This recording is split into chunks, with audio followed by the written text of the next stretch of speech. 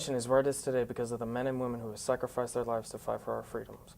William Capo is one of the many who have made this nation free. It's an honor and pleasure, sir. Thank you for interviewing. Now, to start off, were you drafted into the military or did you volunteer?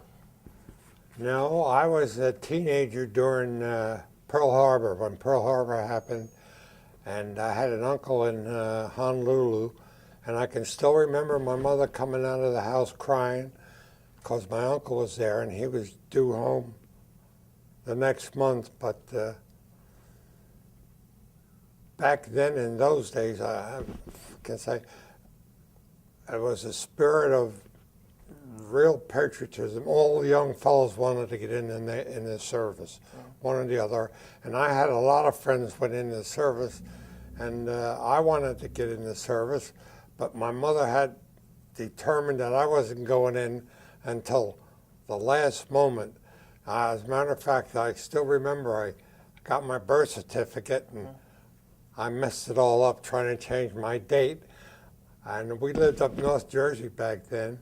And they have Merchant Marine Academy, and I heard you could get into Merchant Marines early, and I took the subway all the way out there. I spent the whole day going out to wherever the place was, and I found out I couldn't get in the Merchant Marine. My mother's signature was gold, so never underestimate your mother. What branch of the military did you join, and why did you choose that particular one? Well, I always liked the Navy, and I always thought I could always picture myself on deck, you know, manning a gun or something like that, like every young fella. And I was young. I was only 16, 17 at the time, and it just appealed to me. So I decided when I was old enough, I was going to join the Navy, and I had a lot of friends who were in the Navy also. Were you the first in your family to join the service, or were there others? Well, I guess my uncle was the first one, but that was the only one I can remember. Okay. How did you end up working on a submarine? That's a long story. Well, I joined the Navy. I didn't know, I really wanted to be maybe in the Air Force or something like that there. But I wasn't a great student. I used to go to school here at Mays Landing. When they had a 2-year high school, and I quit when I graduated, and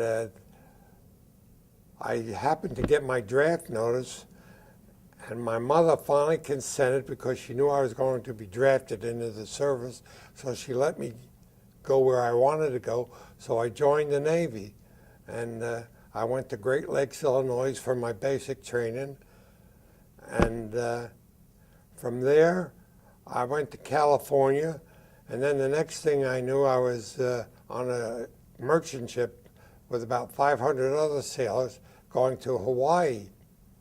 Well, we happened to end up next to the submarine base, and I had never been on a submarine base, never thought about a submarine. It was the last thing I probably wanted to be on. So it just so happened there was half a dozen submarines there, so I said to my shipmate, let's go take a look on one of these things. So we went and we took a look, and I said, well, that ain't too bad.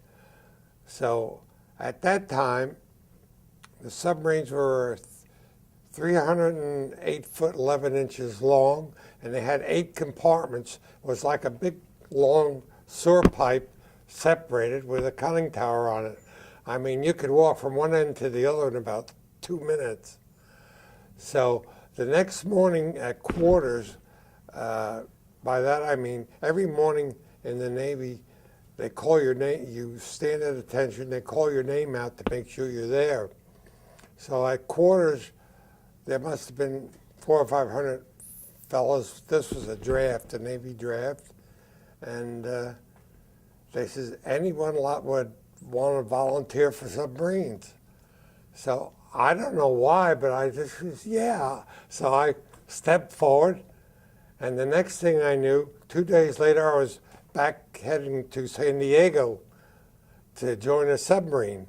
So I got to San Diego, and they put me on a submarine tender. And the submarine was, they had half a dozen submarines alongside the dock, alongside the tender. And they said, well, first thing you have to do is take another physical.